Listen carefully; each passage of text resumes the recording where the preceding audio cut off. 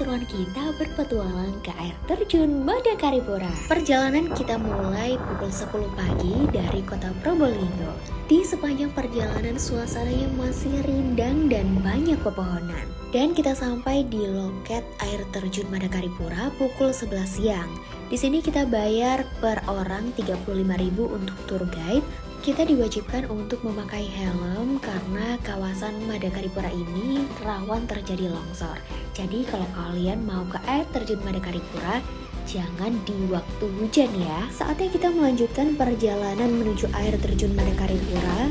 Dan ternyata kita harus menyeberangi sungai sebanyak 4 kali. Selain itu kita juga harus berjalan melewati bebatuan besar dan harus hati-hati karena jalannya naik turun dan melewati bebatuan-bebatuan seperti ini nih teman-teman. Nah buat kalian yang mau berkunjung ke air terjun Madakaripura, jangan lupa memakai alas kaki yang nyaman dan sesuai untuk melewati sungai, melewati bebatuan dan jalanan yang seperti ini. Sampai akhirnya kita menyeberangi sungai pertama. Tapi perjalanan kita tetap seru karena penuh obrolan dan cerita.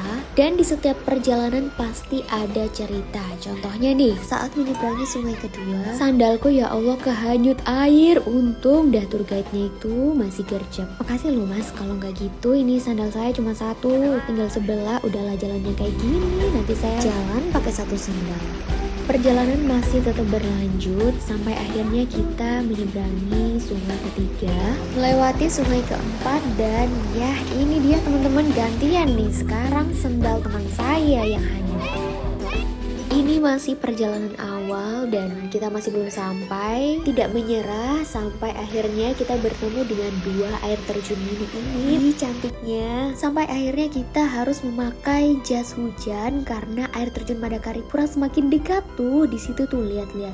Dan tidak lupa mengisi energi nih si Raka. Ya ampun dari tadi makan.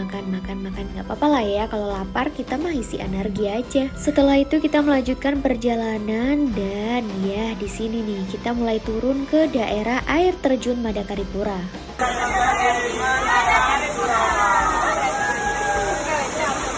Yeay, akhirnya kita sampai di air terjun Madakaripura. Akhirnya setelah perjalanan panjang sampai juga di air terjun Madakaripura. Dan di sini kita lanjut berfoto-foto dan menikmati derasnya air terjun Madakaripura serta menghilangkan sejenak hiruk-pikuk kehidupan kita yang penuh drama itu ya kan. Kita sampai di air terjun Madakaripura sekitar pukul 12 siang dan di sini ternyata banyak wisatawan lainnya berkunjung ke air terjun Madakaripura. Saat kita kembali dan menuju ke pintu masuk air terjun Madakaripura, masih banyak wisatawan yang masih berjalan untuk menuju ke air terjun Madakaripura. Nah, saranku buat kalian kalau misalkan mau berkunjung ke air terjun Madakaripura bisa di pagi hari supaya tidak ramai dan tidak hujan di siang hari. Karena kalau misalkan sudah hujan, maka air terjun Madakaripura akan ditutup serta wisatawan juga diarahkan untuk kembali. Nah, gimana cerita keseruan kita hari ini?